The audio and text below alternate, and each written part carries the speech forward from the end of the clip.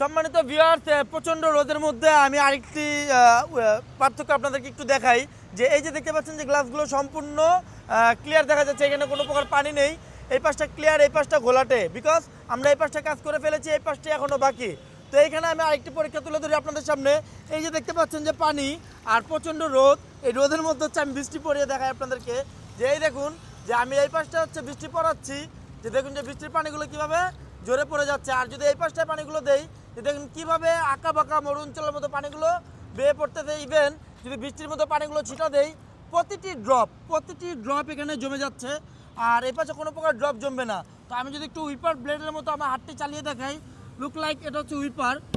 এই যে উইপার চালাচ্ছি, কোনো প্রকার পানি দেখুন যে পানিগুলো একেবারে টেনে ধরতেছে, কোনো প্রকার পানি শুকাচ্ছে না এখানে।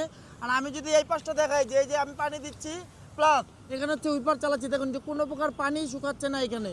এর মানে এই পাশটা হচ্ছে আমাদের সম্পূর্ণ ক্লিয়ার করা, ইভেন এখানে কোনো প্রকার পানি ধরতেছে না, আর এই পাশটা পানি ধরে আছে।